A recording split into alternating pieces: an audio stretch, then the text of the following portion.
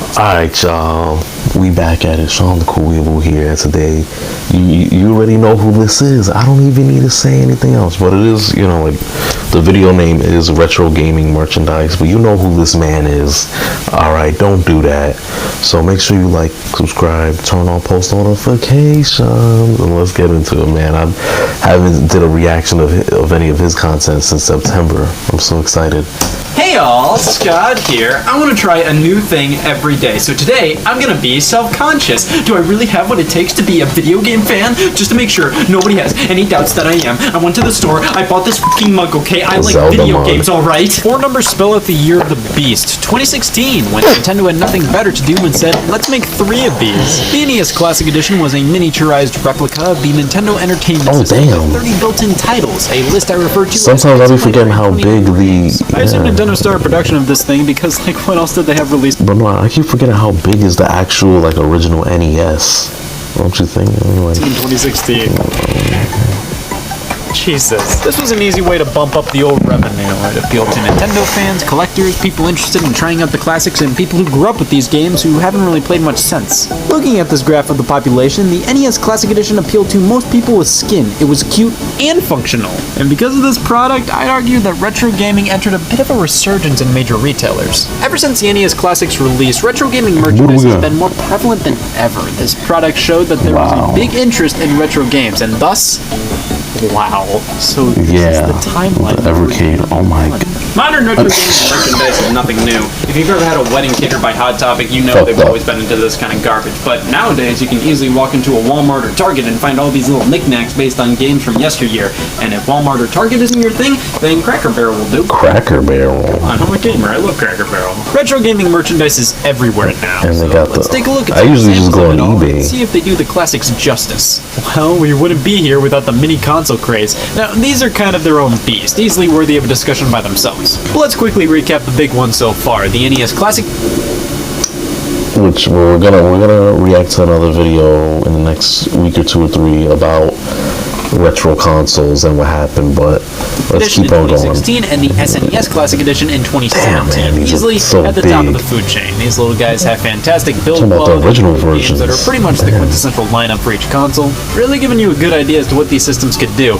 Tons of love poured into the packaging and menus. These are great love letters to fans of classic Nintendo. And then guess what happened in 2018? Hadouken. The Rapture. A ton of companies tried their hand at the mini console game, but sort of kind of failed miserably.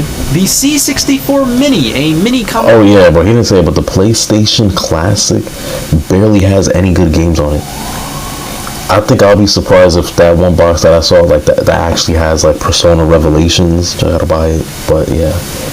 Or 64, but they didn't have the rights to call it the Commodore 64. I do have something else coming in. It had this soon. mini keyboard, cool, right? It doesn't Check work for my yet. It's a Instagram story, digital but- on-screen keyboard, cool, right? Sure, you can plug in a USB keyboard or whatever, but I will never exert that much energy for a product called this. The Neo Geo Mini, a very cheap, tiny arcade cabinet. You can plug this. This is legendary though. Games look sort of garbage, and for some reason they took the original Don't do that, Neo Geo Scott. layout and changed it. What's the point of a mini console at that point? It's all about nostalgia and bringing you back to the past, yet you're going to switch the buttons around and design an arcade cabinet that doesn't even look like the most iconic looking Neo Geo arcade cabinet? It seems like every year SNK tries putting out a new Neo Geo nostalgia grabber, and I am under the opinion that Neo Geo is cool and has its place in video game history, but I'm tired of people acting like it's bigger than it really is. Before you get mad, Okay. I can't even. You know what I'm saying? I can't even really be mad anymore. I mean, he has his own opinions, but I'm like, damn, he low-key cooked with that. remember, I'm the guy who owns Just Dance 2020 on the Wii. Do you really think my opinion matters? But the big Kinda does. 2.03 million subscribers. And I think you've done most of the I know I'm glazing, sorry.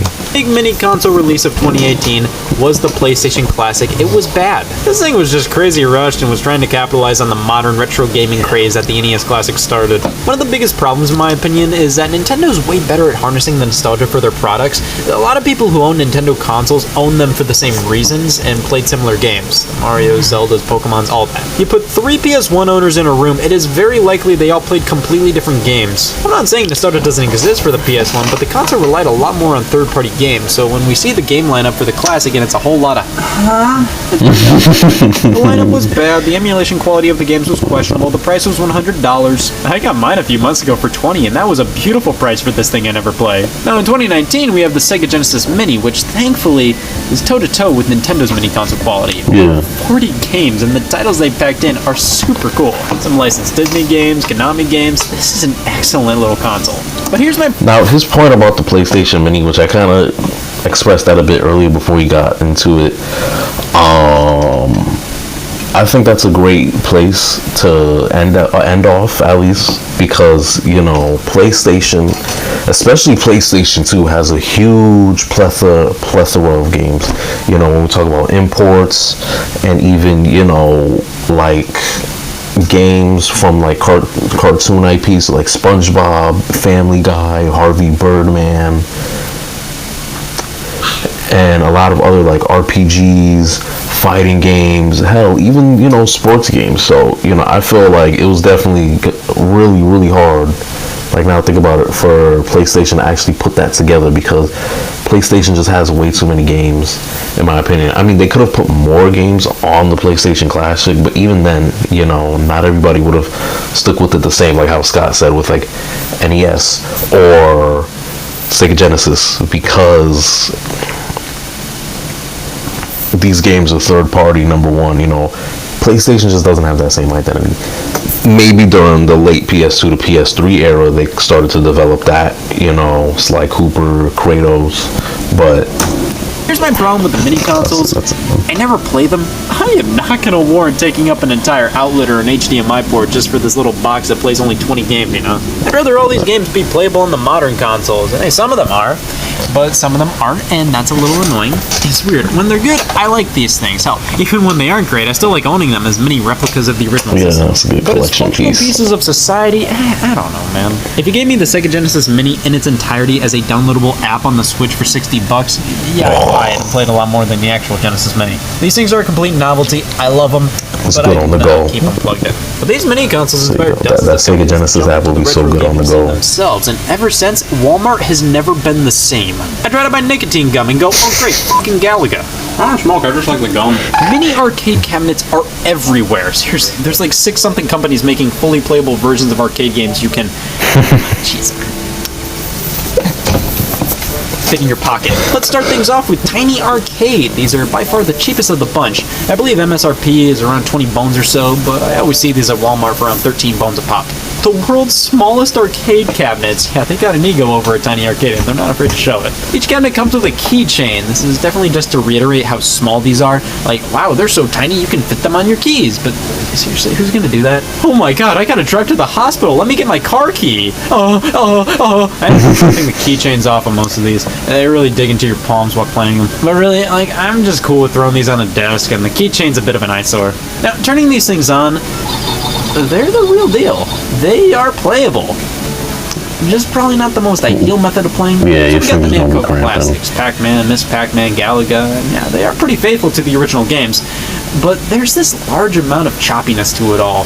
We can see it the most with Galaga. And just look at how the enemies come down. It's not nearly as smooth as the original. The simpler games work the best on these units. Pac-Man works surprisingly well, but that game, you only use the joystick. Stuff like Galaga, you have to mash the fire button and rock the joystick back and forth.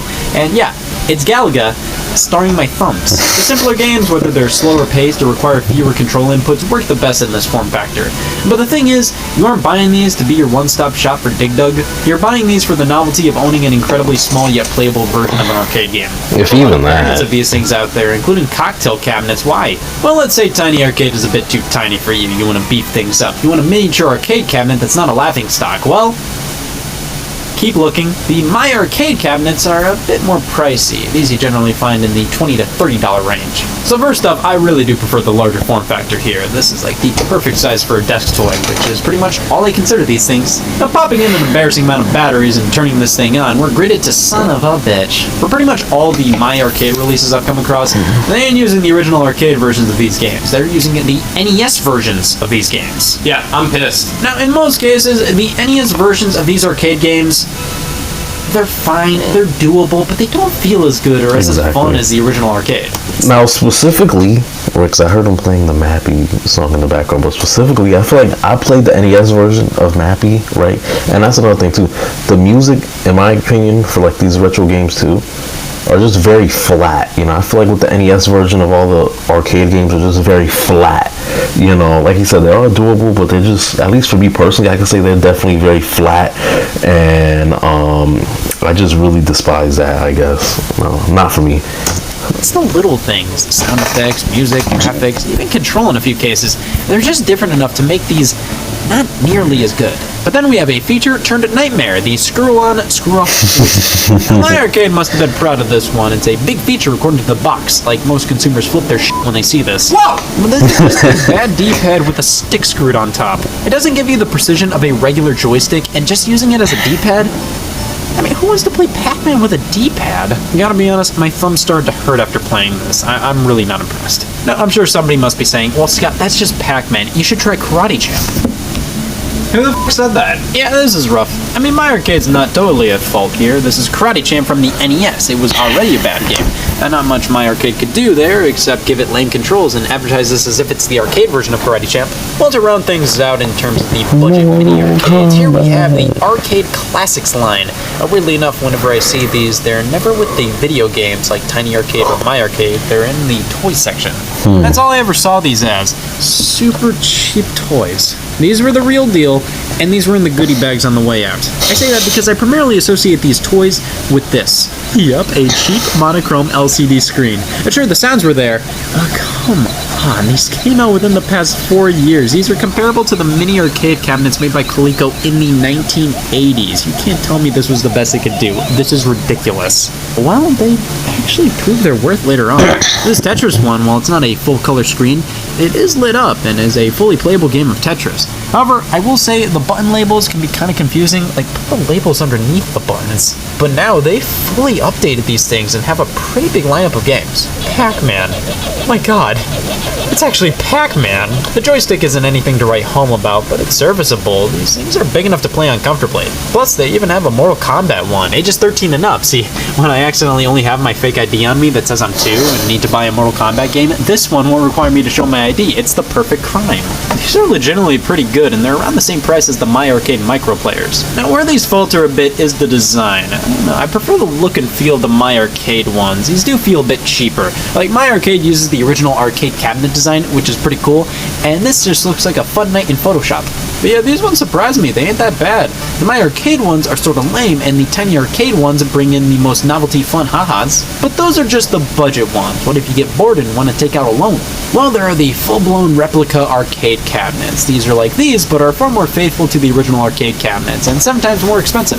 The Replicate Centipede cabinet is a solid $150, but it's not some screw-on D-pad looking thing. It's a legitimate recreation of Centipede with a working trackball. There are also these quarter-size cabinets made by a different company, but they're just as, if not more, high quality.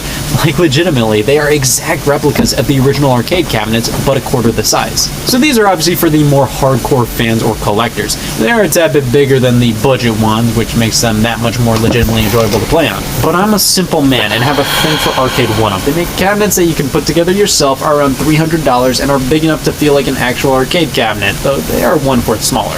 It has always been my dream to own my own arcade cabinet.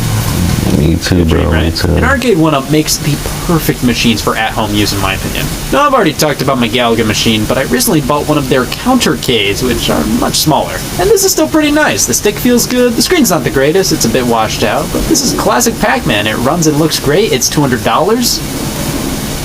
Okay, that's a bit much. I can somewhat understand the high price for the replica units, but this, for how the screen is and only containing Pac-Man and Pac-and-Pow, which I can tell you right now, no being still alive has ever said, let's play Pac-and-Pow. For $200, you can get a PS4, an Xbox One, a Switch Lite.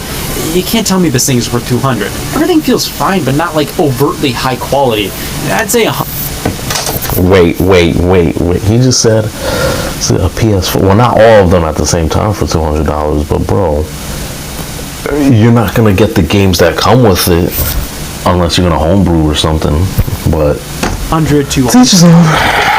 Now there's a few of these other little handheld game devices for sale, and this one's really cool, the Oregon Trail. I live and die by this game, and while this isn't the easiest way to play, Oh man, that's a classic. Going back in history class. Trail machine. It looks like an old computer, and it's still the Oregon Trail. I like this one. But alongside all the other retro gaming merchandise, I almost always see other stuff made by the same companies that fall in the same general category, and these being more so very cheap game consoles. Like my arcade has this little handheld, Miss Pac-Man, great, and it's the NES version.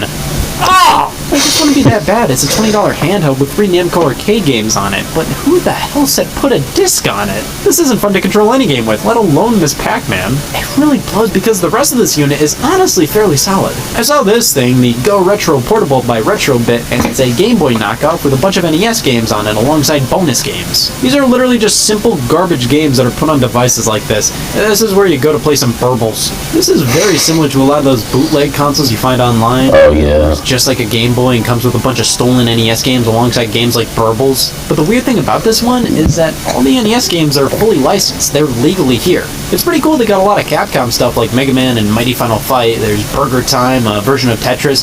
This isn't the worst deal out there. It was only like $30, but the D-pad just isn't that great. Just going through the menus, it misread my inputs quite a bit. My arcade has a few of their own dedicated handhelds like this, and oh they're bad. All of these devices are literally the Retrobit handheld if the Retrobit handheld didn't have the licenses. Yeah, It's just the terrible bonus ones like Burbles. Doesn't make any sense. My arcade has the licenses for a lot of arcade games, but they just used a bunch of Burbles wannabes. Well, the cheap retro toys aren't seeming to die anytime soon. Every year it seems there's a new $20 plug-and-play system that's stupid, dumb, and stupid like the Legends Flashback by At Games. At Games. This is terrible. Like, they messed up the controls for Tetris on this thing. Is that even legal? The little retro knickknacks are cool to see pop up in the stores. That Pac-Man Lite, that's pretty cool, but what does it look like when it's on? What the f***?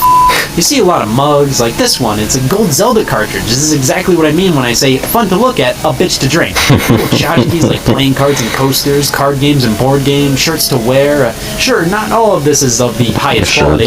Yeah, I love graphic t-shirts. But it's cool to see this hobby of mine that I once thought was too niche appear across some of the biggest stores out there. To see places like Walmart and Target give a piss about Burger Time, it's nice. Even though a lot of this stuff isn't for me, it's really cool to walk into these stores and see all these kind of products. And not only that, but see them do well. It's nice to see this thing I would have almost been embarrassed to call a hobby of mine a decade ago become so widely accepted and cherished. Now at this point you may go, Scott, that's great, you like gaming merchandise. Have you played any actual games recently? I bought a Roomba if that counts. Alright. This is a great video. Though, I don't think I had anything else to say, man. I feel like we all love Scott the Waz here. I mean, if you don't, that's fine. You know, I remember when I did the out of context clips. Oh, and then you can't forget about his Gex clips as well. But yeah, so thank you for watching. If you made it this far in this video, please comment down 513. Make sure you like, subscribe, share, watch another video. I'm out again. Okay.